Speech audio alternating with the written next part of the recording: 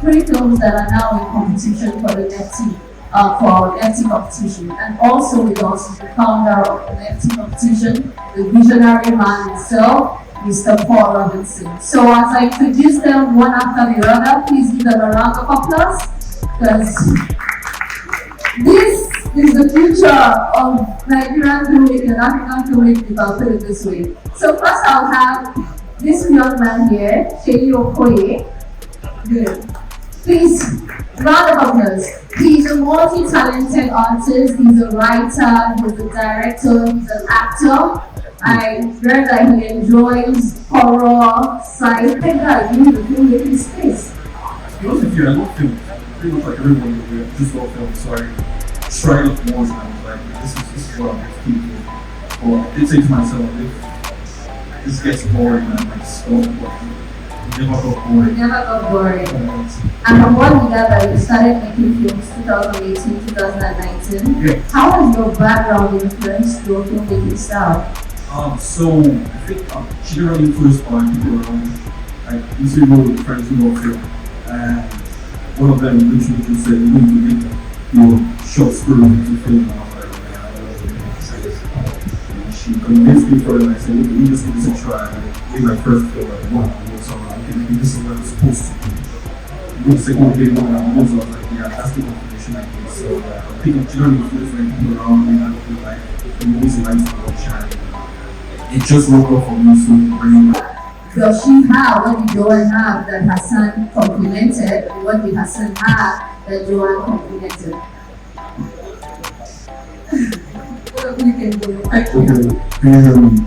Alright, good afternoon everyone. My name is Hassan. Basically, I think I met Joanna I met her in Rwanda actually. I went for a work trip in Rwanda. That's where I met her. And I realized we have like mutual friends. And most times we talk about things during my stay in Rwanda, and I realized that, okay, I think we kind of like share the same belief systems and ideas. Like, you know, and I also feel comfortable telling about my ideas, which is something that's very, very rare for me.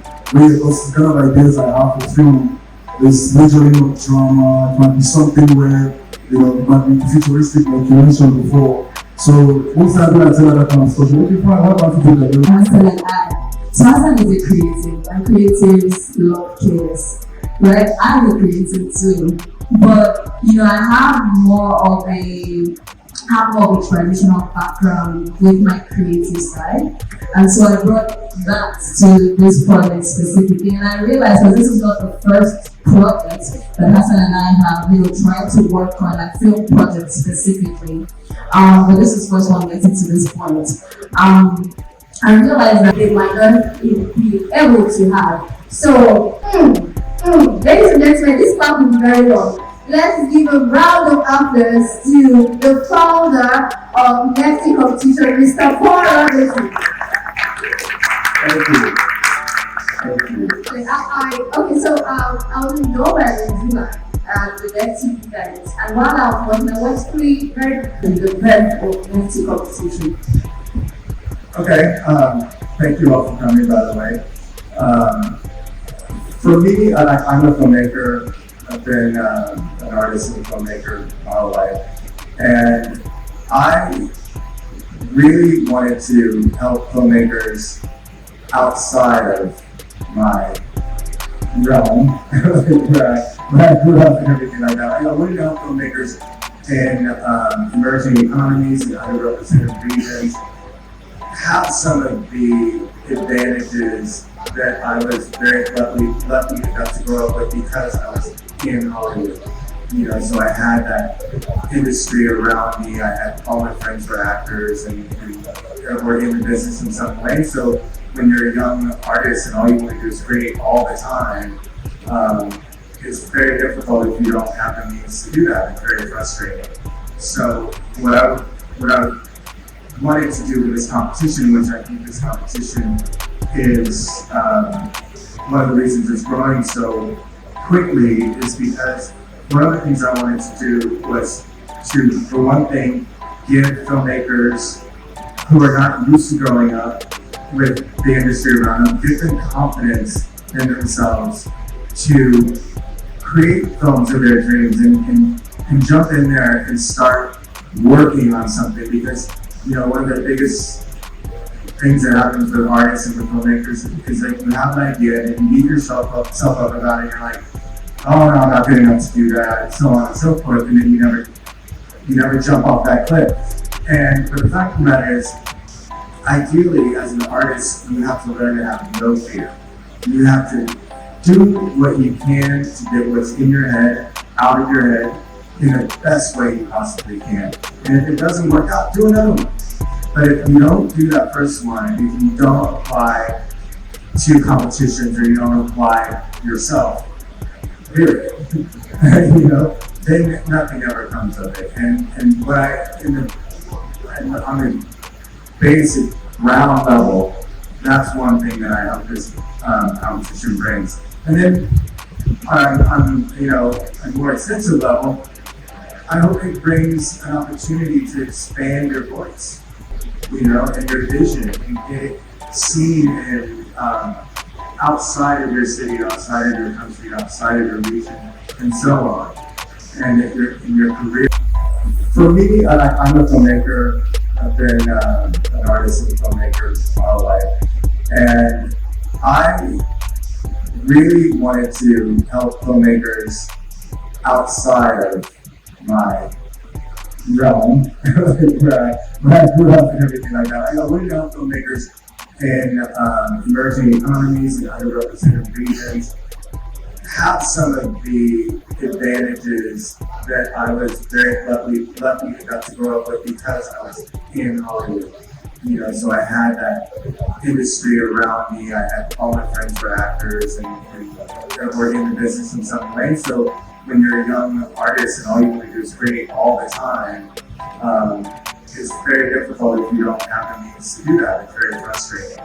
So what I wanted to do with this competition, which I think this competition is one of the reasons it's growing so quickly, is because one of the things I wanted to do was to, for one thing, give filmmakers who are not used to growing up with the industry around them, give them confidence in themselves to create films of their dreams and jump in there and start working on something. Because one of the biggest things that happen for artists and with filmmakers is like you have an idea and you beat yourself up about it. You're like, oh no, I'm not good enough to do that, and so on and so forth, and then you never jump off that cliff. But the fact of the matter is, ideally, as an artist, you have to learn to have no fear.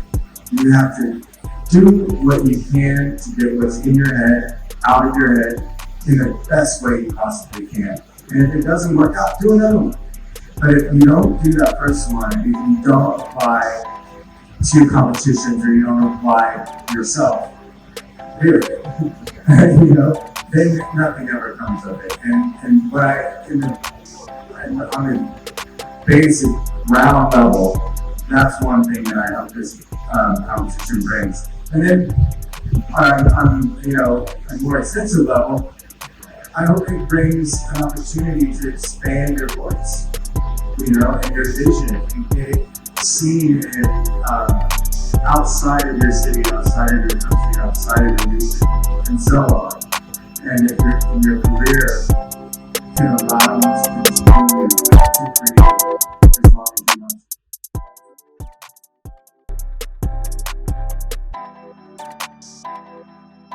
Can I have you on stage here, please?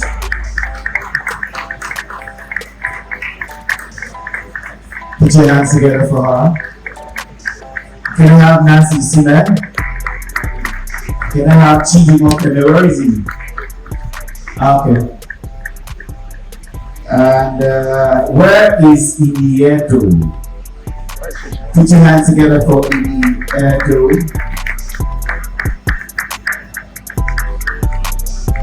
And Instead, where is she? Instead, I used to be married. We recently got divorced, but from the look of things, I might just marry her again. Put your hands together for Instead.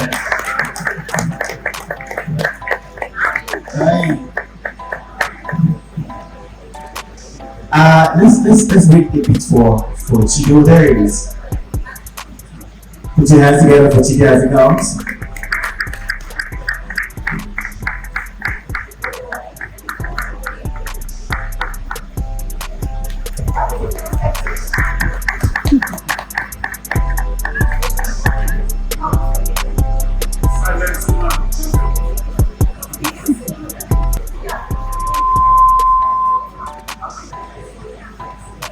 Was this deliberate that you're the only guy amongst all these beautiful women?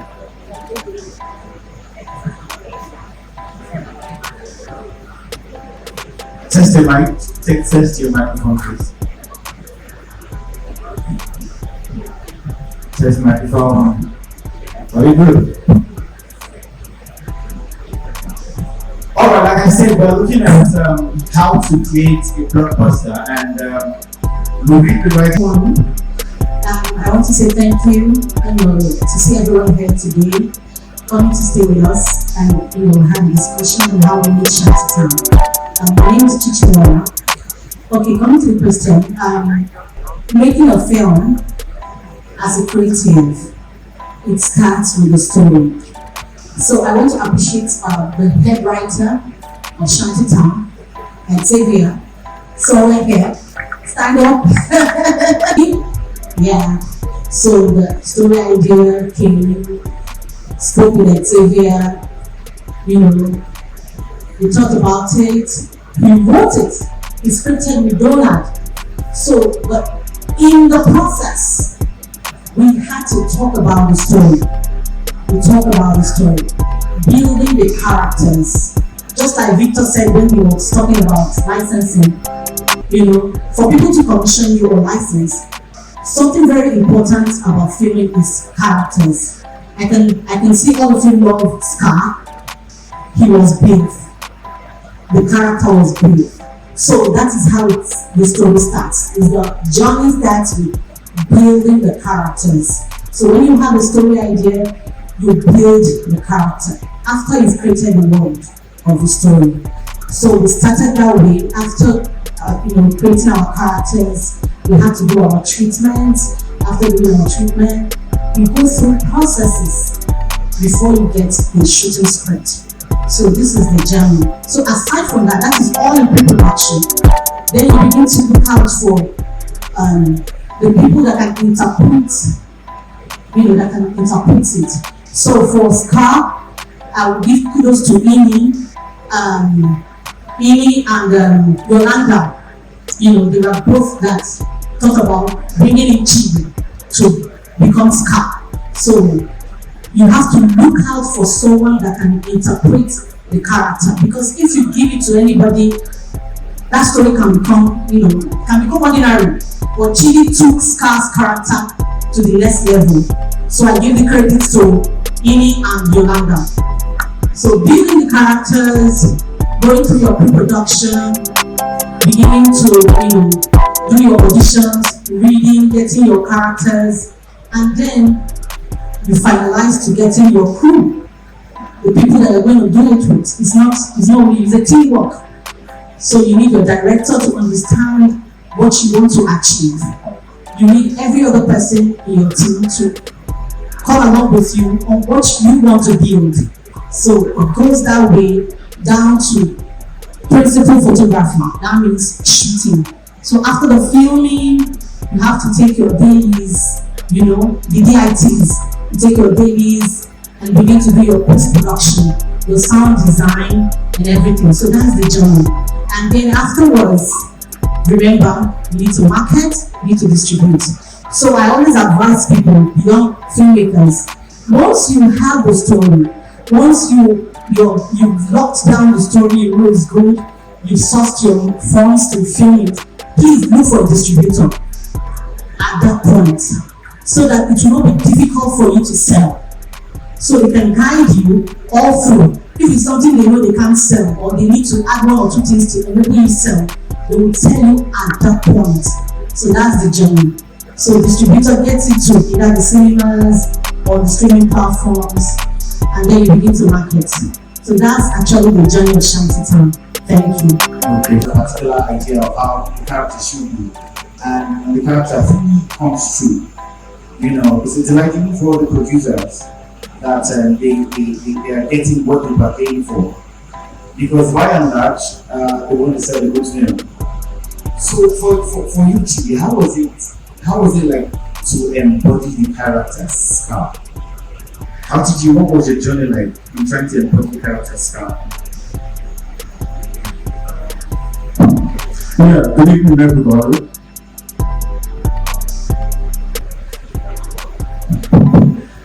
So,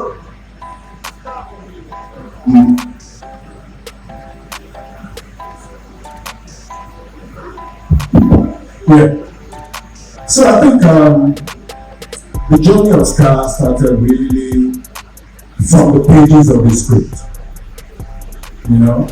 As soon as you flip the first page, you see where the story is going. Then I got to meet the character for the first time and things somewhere down the line. The way Scar's character comes in, you hear about him before you see him. So in getting the script, I heard about him, I was eager to meet him and see what he was like. And as soon as I met the character, I knew that this guy was totally different, from everything I played before.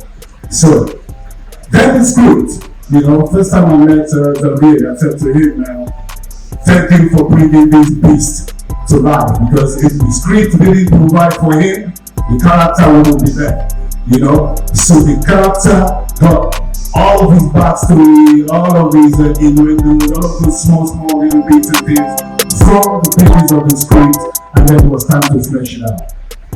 Now, for me, I think every character deserves justice. Good character, bad character. If you're going to play the character, you have to do justice to the character. You have to leave your preconceptions, you have to leave your belief system, your perception. Don't judge the character. I think that was the first rule. Do not judge the character you're about to play, so that you can be true to the character. Because most of the things that Scar was capable of, or Scar was able to do, I wouldn't do normally. Don't do that. He said something about that. You know it. Not everything. I'm able to give in fully to the character, the way he reasons, the way he thinks, the things he wants to do. You just let him be, you know. I don't say, no, you can't do that. Oh, that's too extreme. No, that's morally wrong. No, just let the character be real. So one of the first things that I did was go to a place where I knew I had seen that kind of lifestyle, you know. I know growing in this industry, we started from Surulere, around Clink Studios, Kaba Studios, and right there across the road was Shita. How many of you are familiar with Shita? So there's a ghetto right across the road called Shita, you know. And I know from visiting there on a daily, because that's where we used to go and get our meals from Mama Lashita, go get our turkey and designer rice, and go to Bankolimo and eat rice.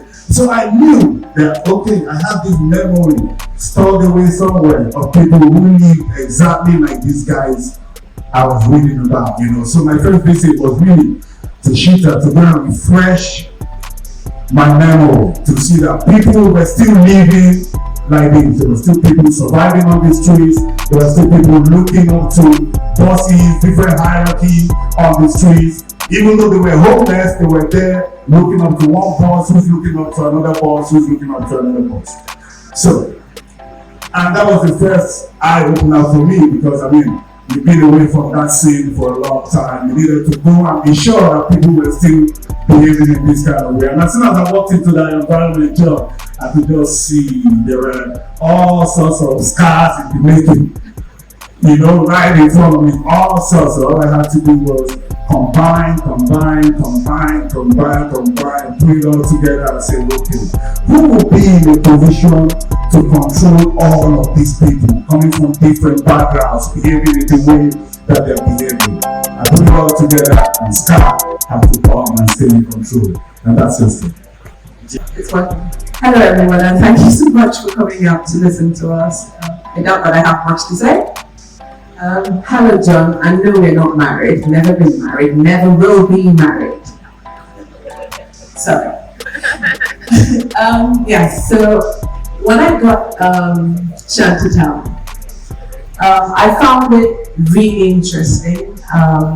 It was a lovely story. Honestly,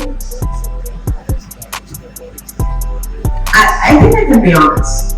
Did I do it because of NN? Not necessarily. I did it because of the story. It wasn't my character in particular that drew me to the story. It was the story As a whole. And I thought, maybe I can play her differently. Maybe there's something different that she'd have. But I didn't want to miss out on the world of Scar.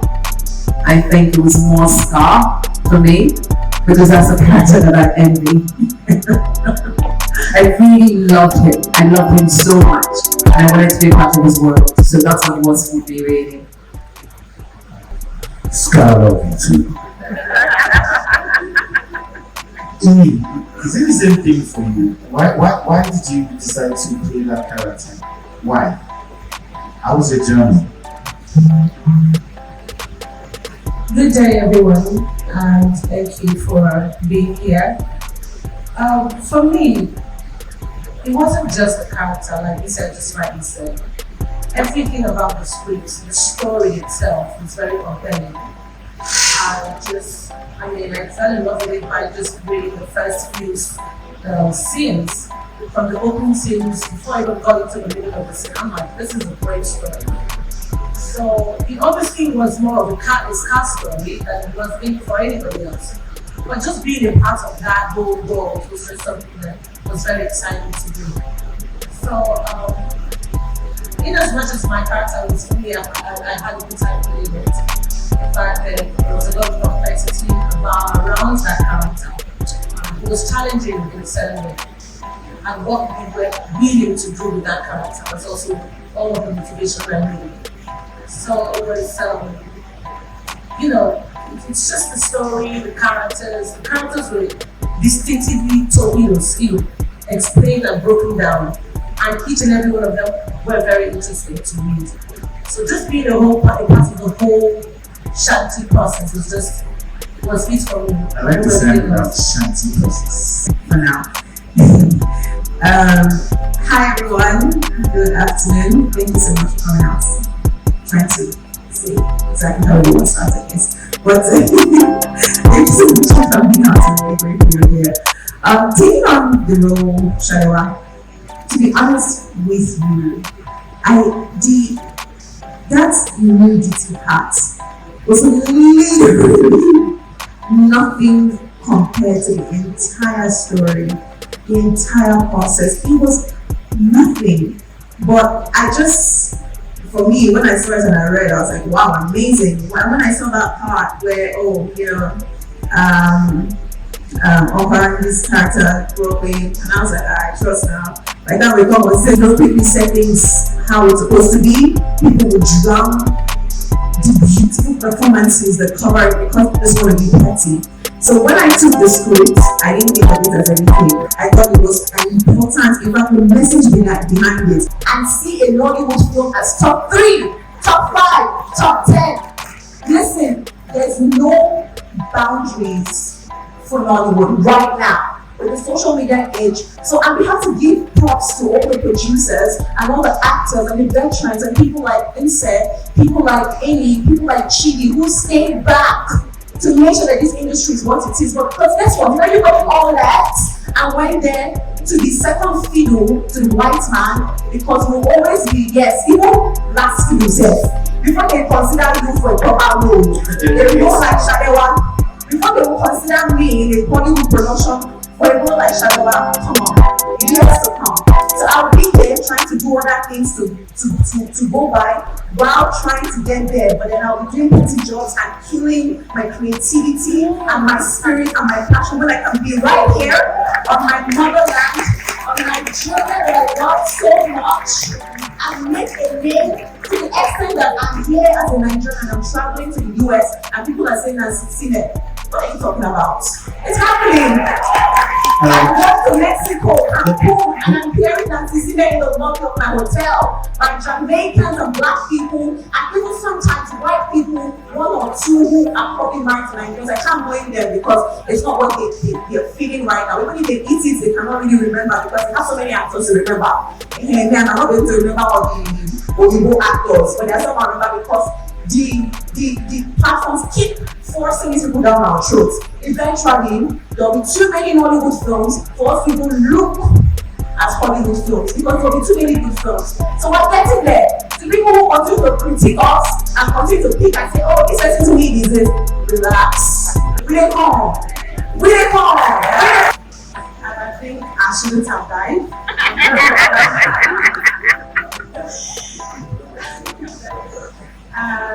Shantytown is a brilliant, a beautiful movie. I'm so proud that I'm a part of it, that I get to be in the same set with the people that I grew up watching, grew up planning them. I'm a huge fan of all of you.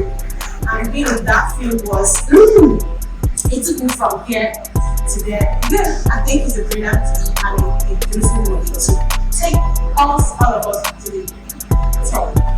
Let's get into another angle. And the trajectory of Nollywood. The first for me was everything I wanted. When I got the first call from Edie, she told me, let's see, I've seen what you can do. I think you can do this. I want you on board on this project. And I was like, oh my God, Jesus, I haven't done this kind of thing before. When I found out the cast members and people that were going to be in the movie, I'm like, no, I don't think I can do this. Like, I don't think I can be with these great actors, talent. And she was like, I know you can do it. So, first day, when that was, so this is just my story. So, on the first day of the set, I was riding with Ise and Chidi. In the car, I was shivering. From the elevator, I couldn't look at their faces. I'm like, Jesus Christ. Okay, I don't think I want to do this. So I passed out like in the car. I think she saw how I was getting out of shape and she stopped me. Calm down. Chill, I can't do this. Breathe. I said, how did you know that I can't? She said, you can do it. And oh my God, I enjoyed myself. I enjoyed doing that movie, and I'm ready to take up the next role because they gave me that, that confidence that I could do it, and I enjoyed myself. And I enjoyed every moment and every person I played Jackie. I love my character. Thank you, Lee. Thank you, Nancy. Thank you, Sam. Thank you, Chidi, for making me comfortable to play that character. I owe it to all of you. And thank you, producer. All right, great. One more question and we throw questions. Some of us here will learn from the legal process. Take this. Okay. Okay, so when you do a title and it's successful, I think it's an opportunity to tell you, being that looking at Shantytown can be anywhere. You can have Shanty in Warri, you can have Shantytown in Lagos.